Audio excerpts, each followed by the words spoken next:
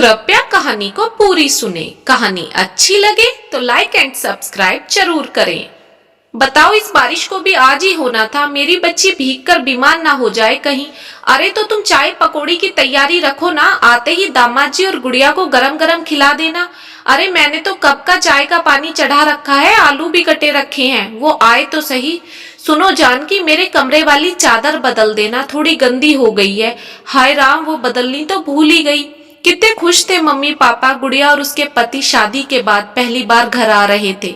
पूरा घर पकवानों की खुशबू से महक रहा था। गुड़िया के आने की खुशी में मम्मी अपने घुटनों का दर्द तो मानो भूल ही गई हो, और पापा आज बिन चश्मे के सब कुछ देख पा रहे थे। और भाभी, जो मुझसे फूटे मुंह बात भी करना पसंद नहीं करती, उन्होंने सारा घर चमका रखा है। खुद भी तो सिल्क की साड़ी में सजी धजी घूम रही हैं, जैसे गुड़िया ना आके इस घर में कोई उत्सव हो। मैं बिस्तर पर पड़ी पड़ी सबको देखकर चिढ़ रही थी, मगर कुल्हाड़ी तो मैंने ही अपने पैर पर खुद ही मारी है। मेरे आने पर भी तो ऐसे ही उत्सव मनाया जाता था घर में। तभी मम्मी की नजर मुझ पर पड़ी। अरे अंजलि, तू उठ गई बेटा, जल्दी से नहा धो ले, गुड़िया आने वाली होगी।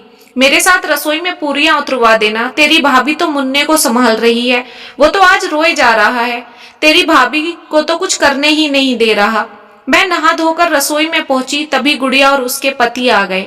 सभी ने दौड़कर गुड़िया को गले लगा लिया। ड्राइंग रूम में जाते वक्त गुड़िया ने हाथ हिलाकर मुझसे हाय बोला। मेरे पास आकर मिलना उसे जरूरी नहीं लगा। और बता गुड़िया बेटा, ससुराल में कैसे हैं?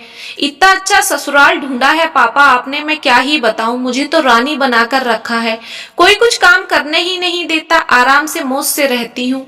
इसका सही है, ससुराल में भी मौज, मायके में भी मौज। एक हम हैं, धोबी का कुत्ता, घर का ना घाट का। गुड़िया की बात सुनकर मैं मन ही मन कुड़ रही थी, मगर किसी को क्या ही दोष देना। अपनी हालत की जिम्मेदार मैं खुद थी। शायद मैंने अपने अहंकार को काबू में रखा होता तो आज मैं भी गुड़िया की तरह हवा में उड़ रही होती। ससुराल तो पापा ने मेरे लिए भी बहुत अच्छा ढूंढा था। अरविंद एक अच्छी एमएनसी कंपनी में नौकरी करते थे। घर पर मम्मी पापा और बड़ी नंद ही तो थे बस, मगर मुझसे तो इतने छोटे घर की जिम्मेदारी भी नहीं उठाई गई। अरविंद ने कभी अपने लिए मुझसे कोई उम्मीद नहीं रखी। वो बस इतना चाहते थे कि मैं उनके मम्मी पापा का ख्याल रखूं। मम्मी ने तो जाते ही मुझे पूरा घर सौंप दिया था। ले पकड़ बहू अपना राजपाट, अब सारा घर तेरी जिम्मेदारी है, मुझे अब आराम करना है। वो तो मेरे किसी भी काम में दखल अंदाजी नहीं करती थी, और पापा, उन्हें पता था मुझे अंगूर पसंद है। वो कभी भी बाहर से बिना अंगूर लिए नहीं आते थे। कहाँ से बताऊं उनकी गलतियां, जब उन्होंने कभी कुछ गलत किया ही नहीं।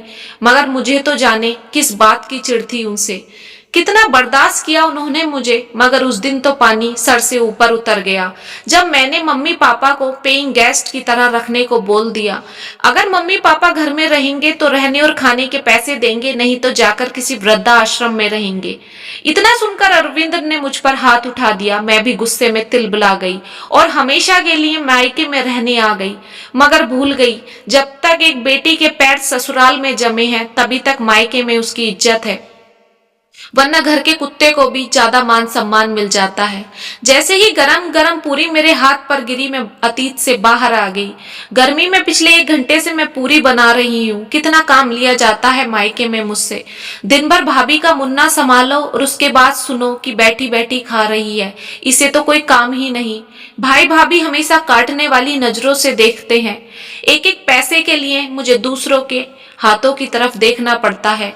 नहीं, मुझे अब नहीं रहना यहाँ। गैस बंद करके जल्दी से मैं अपने कमरे की ओर दौड़ी और जाते ही अरविंद को कॉल लगा दी। अरविंद, क्या तुम्हारे घर के दरवाजे मेरे लिए आज भी खुले हैं? तुम्हारा नहीं, हमारा घर बोलो अंजलि। प्लीज मुझे लेने आ जाओ, मुझे हमारे घर आना है, बोलकर मैं फूट फूट कर रो पड़ी।